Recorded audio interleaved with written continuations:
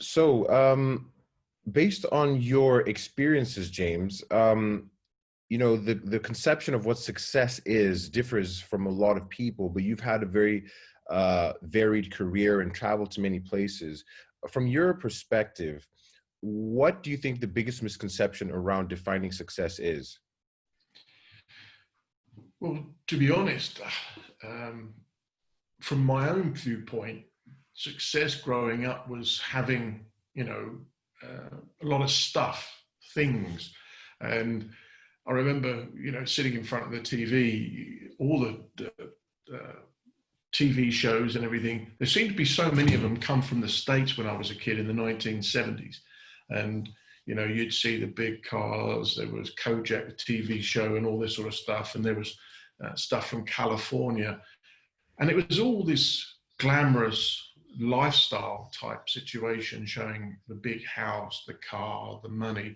Dallas was a big thing in the 80s and stuff like that. And when you look at it, we're being initially drip fed, but then after that, I don't even think it was drip fed. I think the tap was full on about, in order for you to be successful, you've got to have, if you're a man, you've got to have the perfect looking hourglass figure wife. You've got to have the big house. You've got to have the car. If you lived in the States, the pool, or several cars. And if you're in this country, England, that you had to have the holidays and everything else. But the reality was that going through getting all those things, it was just a shallow side of things, chasing all that stuff for the sake of everything else. There was an imbalance, to be honest with you, because I'm not saying having things is bad. What I'm saying is if you go after those, for the detriment of other things, which could be your family, spending your whole life. I mean, there was a lot of people in my old line of work that would spend their whole lives dedicated to the work and making money, and a lot of the time making money for other people and making a lot of other people very wealthy to the detriment of their own family, their own health. And, for the sake of when you get to the age of 65, oh, there you go, you're retired, there's the gold watch and all that other stuff. But the reality is a lot of people, and I was on that path myself, is that we'd end up putting ourselves in the grave early, to be honest with you, for the sake of having stuff. Yeah, it's that manifestation of sort of material wealth, which is commonly, put in front of us in terms of the imagery we see every day, the way society molds us from a very early age. It's kind of hard to come out of that almost psychosis. But speaking about it psychologically as well, so the psychology of being driven to succeed, or even just being in a work environment where money and those types of things are the main focus. Let's talk a little bit about the psychological aspect of wanting to be successful. Is it a dopamine kick? Is it an ego type of thing? How would you frame the idea of success psychologically? And what do you think actually makes people go down this path and not realize it until they're 65 or 70? Well, that's the thing. I think that the word is recognize. A lot of us don't actually recognize when things are happening. We go through our lives unaware of certain situations because we've been conditioned, programmed to do certain things. And, as you were just saying there, that the psychology side of it is that everybody's different, but you'll get people will obviously go together. We're herd animals.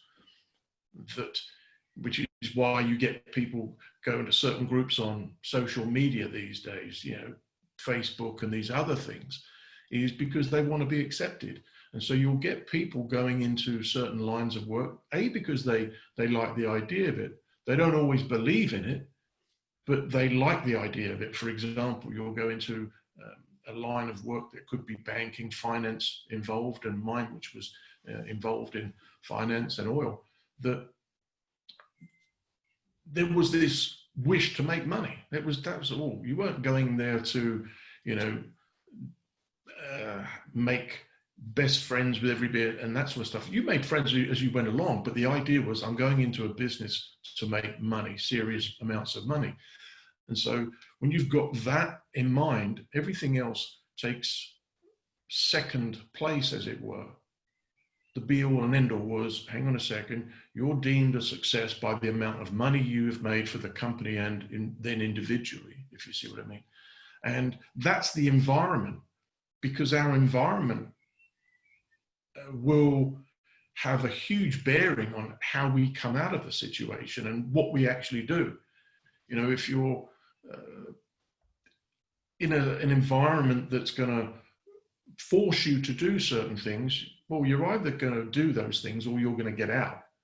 And so the idea is that you don't want to be seen as different. We want to be accepted. So we'll go with the flow. We want to be seen as, and this is where the ego comes in as well. We want to be seen as the number one. We want to be seen and recognized as somebody who is successful. In order to do that, you've got to do certain things that the environment cultivates, as it were. And so you'll get somebody who is, say, for example, wanting to make $1 million a year, then you're going to get somebody who's got, well, I've got to make 1.5 or 2 million, and then so and so. And this is where it comes in, well, the targets, the drive. And that is such a huge thing for people that are involved in it, is that you want to be seen as successful.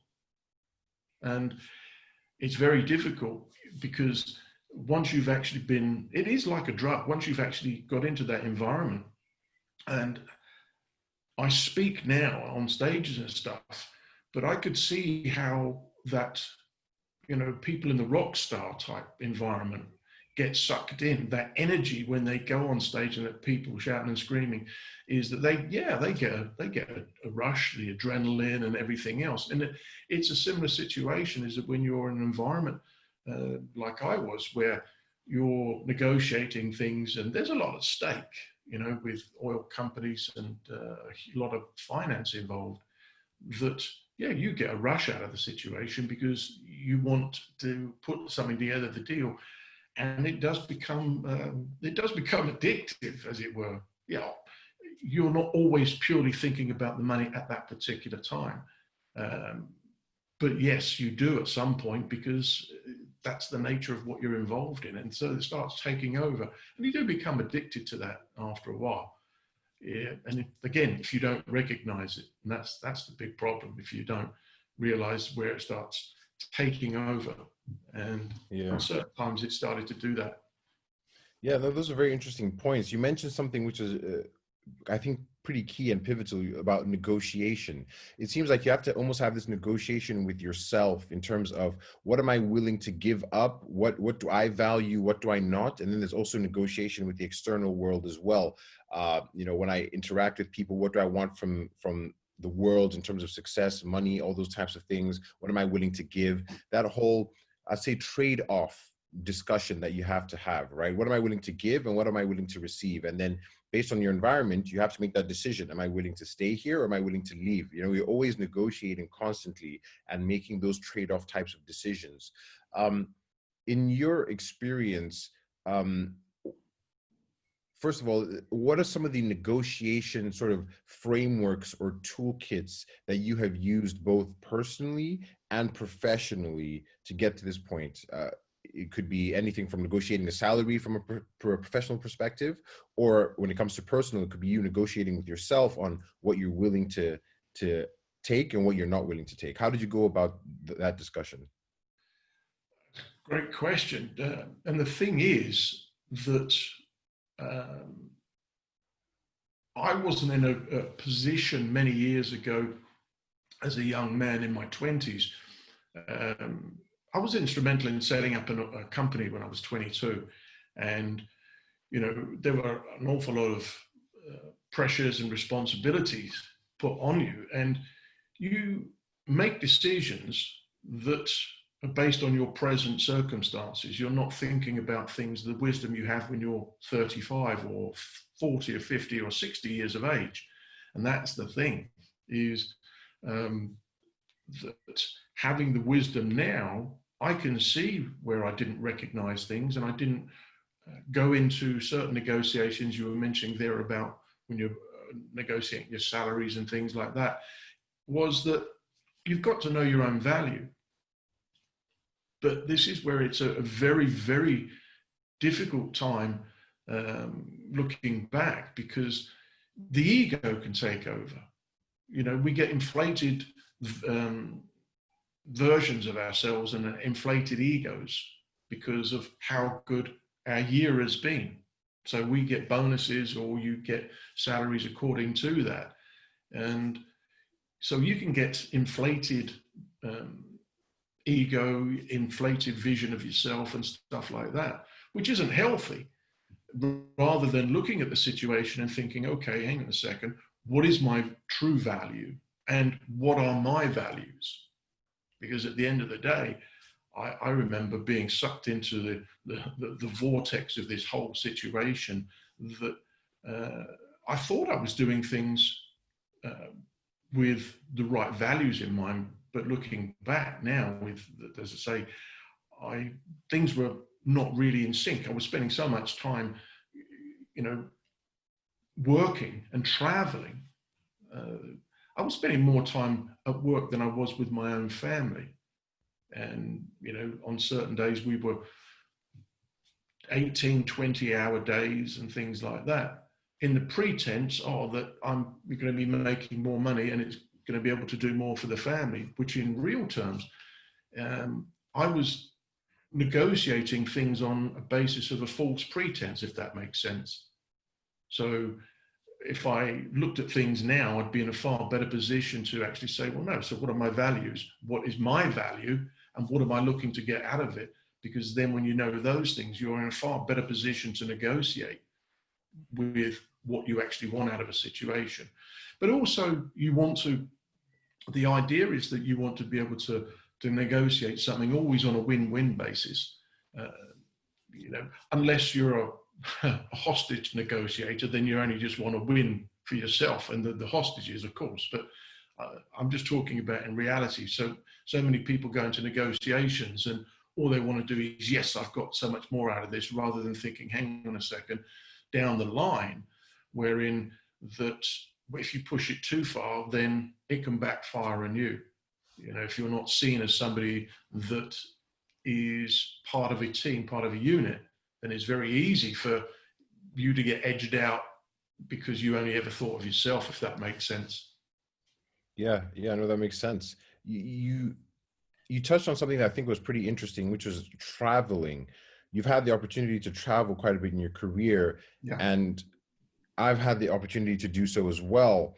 And that's one way I've been able to sort of step outside of my bubble in order to actually see if there's another way of living life, right? If maybe money is not everything, and, you know, if there's a different way of life that is better suited to my values and things like that. Do you think, or what did you learn from traveling that helped you, or didn't help you, I guess, come to this realization in terms of your success, your values, and all that kind of stuff? Did it help? Did it not? Were there any particular experiences when you encountered different cultures that kind of started to get this, you know, your mind thinking of, oh, okay, hold on, maybe I'm not on the right path, or anything like that? Or was it not based on travel and it was based on something else? I think it's a combination of lots of things, to be honest with you, because traveling is fantastic. You know, as you said, you've traveled, I've traveled, and I still, well, when we're out of lockdown, want to continue traveling, because otherwise you get just an insular view of things, which is, you know, not healthy, because you can't see you can't see things from somebody else's perspective. And that's a huge advantage when you can actually go into a negotiation. You'll understand what that person is about, what their culture's about, and what their history's about. Then you've got more information, and when you've got more, you can make more informed decisions, and so that helps. a great deal. But it also helps you as a person to understand who you're dealing with. If you're dealing with real, you're dealing with real people. I was fortunate enough to travel and meet some amazing people, and some of them are still my friends today after being in that business for 30 years. Some Italian people, people from Denmark, people from the Far East. There's some amazing people, and of course you can't get along with everybody, but the idea is that you find those that you connect with, and in so doing you can then find out more about how their culture works and what makes them tick. Because that's the thing, is at the end of the day, it doesn't matter what business we're in, even if we're in a tech business, there are still people involved in that. They're humans. And that's the big thing. The biggest thing that I took away from all of it was the human side. And that was the realization coming through, was that to have values is the biggest thing. And when you have those values, that helps you to connect with other people rather than just chase the money. And don't get me wrong, I'm not saying money's wrong or bad in any shape or form. I think it was Les Brown, the speaker, said that it's money's up there with oxygen. You try living without it. But, to have it in combination with your values and what the good you can actually do with money, rather than having money for the sake of it. And that's a big thing, is that I took away, is that learning about other people's cultures was a great thing to actually understand more about how to get on in business. Yeah, no, that makes sense. You typically give, speeches in corporations and gatherings, frequently. What's the one thing, or what are some of the common things that you see people are searching for when they bring you in to, give your expertise and your guidance and things like that when you come into a corporation? What are some of those hot topics that you see recurring over and over again, which could be an indication of maybe something at large in society, or maybe in corporations or something like that, but at some stratification of society? I presume there's some things that you commonly encounter. Can you shed light on a few of those things? The biggest thing I see, even with companies that I don't go and work in, I see it all the time, both inside of the corporate world, but also outside. And the two things, I think, without a shadow of a doubt, make the difference, that in a company, in a small business, a big organization, or in life or in sports. And those two things are leadership and mindset, without any shadow of a doubt. Because you cannot have, I believe, the right leaders if they don't have the right mindset. And you're not going to have the right mindset if you don't have the right leaders, if that makes sense. Because many people have a misconception about what leadership is. They think it's a position or a title, and, oh, look, now I've made board level director and all this sort of stuff, so I get to tell people what to do.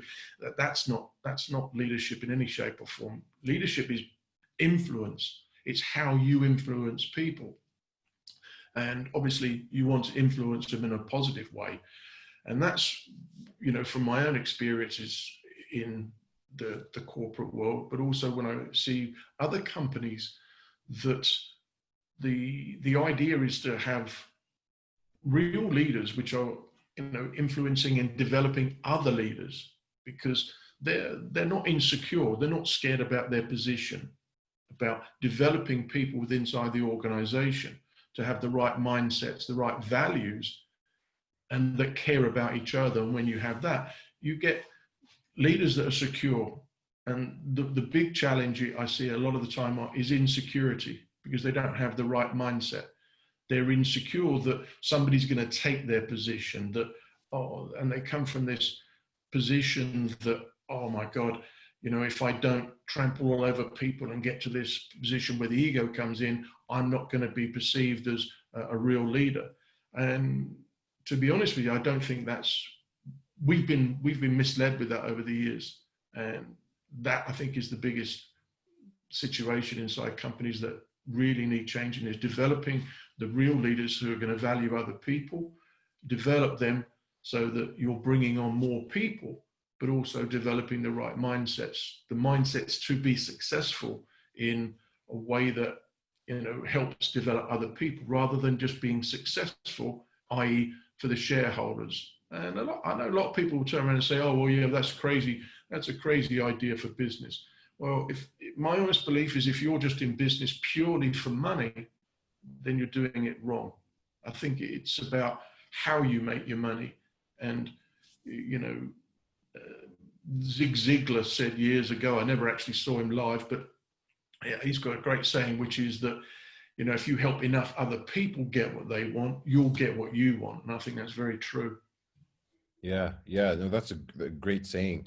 In terms of mindset, so you touched on a few different elements there, which is the mindset of being a bit more selfless, right? Developing other leaders in your organization, being not so money driven. What are the barriers, do you think, to people developing the right mindsets, personally or as an organization or as a culture? What stops you from developing it? Is it selfishness or what is it? Well, I don't know if it's selfishness. I think selflessness is a great thing. But don't get me wrong, Saka. I'm not saying, you know, money is wrong. What I'm saying is how you make your money is often more important about than the actual amount you make. Mm. You know, and I was reading about the CEO of Costco a number of years ago. In American terms, he's one of the lowest paid CEOs in the States. You know, he doesn't make 10, 20 million a year, which some of the CEOs do. And some people would say that's crazy.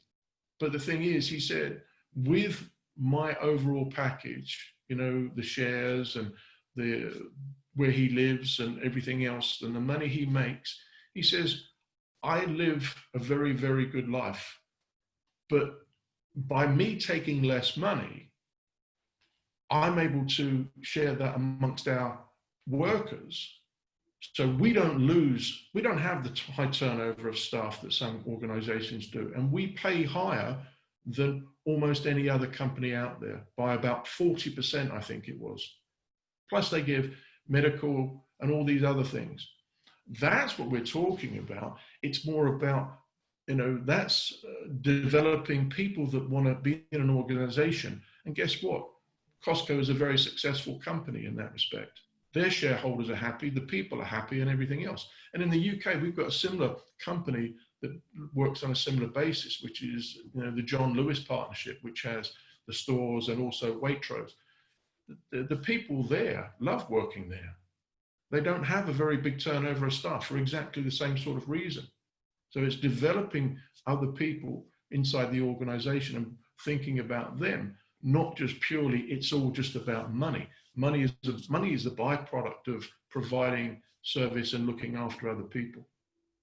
Yeah, that's an excellent point. I always thought about it that way because if you do something for someone else, naturally they'll need to exchange some sort of value, and money is just that medium by which you exchange values. And Yeah. it also it accentuates or heightens the whatever your initial proclivity was, right? If you are a good person, the more money you have, the more good you're going to do. If you're like a bad person or you do bad things, money will just heighten that for you, right? It's just a tool that accentuates it. But most people don't think of money that way. They think of money as the end goal, as an end, not a means to an end, right? They look at it very differently. Absolutely. I think you hit the nail on the head there and say money is a great magnifier. If you've got somebody who's good, then obviously you can do an awful lot more good with more money than you can with a little amount of money. And conversely, as you just said, that, you know, if you've got somebody who, I won't use the word, but somebody that doesn't have quite the same values as somebody else and is, you know, driven just by the ego's sake, oh, look at me, look at the money and look at the bling in the cars. Well, is he really doing any good with that? No, except looking after his own ego. And the story is, you know, they say you can't take it with you anyway. So, yeah, good point. So what were some of the biggest mistakes you think you made in your career? I mean, so we've already spoken about, you know, the chasing money and things like that, but are there any standout moments that you could pass onto the audience, of a time that, I don't know, you made a mistake, or a time that something that you did was, I don't know, negative beyond, your I'm, remit? I've made so many over the years, to be honest with you, which is why I you know, I get questioned when I do actually speak. Somebody says, "Oh, what have you got to write to talk about failure and all that?" I said, "Believe me, I've got enough to talk about failure and what we can learn from it." But to answer your question, the without a shadow of a doubt, is to work on your mind. I've worked with some professional golfers. I've worked with CEOs. I've worked with teams on the tech side and everything else. And above all, the thing is that to work on your mind, your mindset about whatever you want to achieve, is to start doing that at an earlier age. I wish I had done. But the thing was, we didn't really have personal development per se, especially in the UK. Back in those days and everything. I grew up in an environment that we were, I wouldn't say encouraged, we were basically forced. We were trained by fear, whether that was at school or going into the corporate world. Was, be thankful you've got a job. So going back to the situation is getting targets, making more money, and if you were doing that and you were successful, then great, you keep your job. If you didn't, there's the door. And I wish I'd have known about developing ourselves from a younger age, and how important it is to work on what's between your ears, because that, it doesn't matter if you're trying to be in the top 10 in golf in the world, basketball. Michael Jordan is proof of that, when he was told as a teenager that he wasn't even going to make the high school varsity team, let alone getting in the NBA and being, to me, the best basketball player ever. That comes down to what's between your ears, whether you can believe you can do something, and getting the right mentors and people around you, and then the right environment to help you. So that I think is the biggest mistake. I say a mistake, it was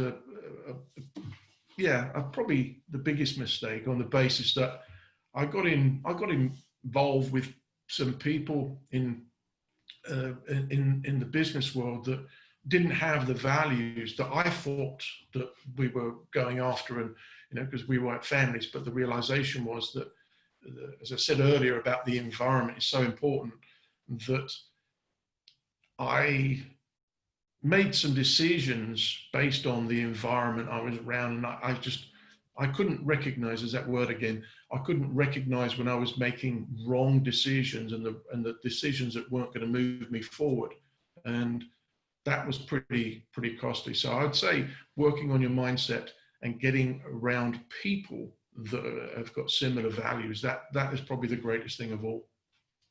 Fantastic. Well, I think that's some really good information for our audience. Where can they hear and find out more about you if they'd like to, invite you for some of their conferences or some of their speeches and things like that? Where can they hear more about you? Sure. They can either find me on LinkedIn. My name is James Bargeron. And also you can find me at my website, which is jamesbargeron.com. Fantastic. And do you have any last pieces of advice, or is there any message you'd like to get out there into the audience, if you could? Yeah, that a lot of people are worried about failure. And the thing is that I think it's the fear of failure that does more damage than the failure itself. Because, we've been taught from a young age not to fail, not to make mistakes, and succeed at all costs. Whether it's on the football pitch, you see parents shouting at the kids and they come off because they haven't won. And the same when we go out to work, or our exams, we're told that, oh, we failed at this and you failed at that. Well, the realization is, if we knew everything and got everything right, but there's no point in going to school, there's no point going to college, there's no point doing all these other things, because we knew everything, and that's nonsense. So the idea is to embrace mistakes and failures, and and when we do that, we can actually take away, what have we actually learned from that? And the more we learn from that, the more wisdom we have, and not to be seen as failure as something that defines us, but failure is something that inspires us to actually keep improving, I think is probably the biggest takeaway I would suggest somebody looks at. Fantastic. I think those are great words to end on. Thanks so much for your time. No, thank you very much for inviting me, Saka. I really appreciate it. Cheers. All right, take care.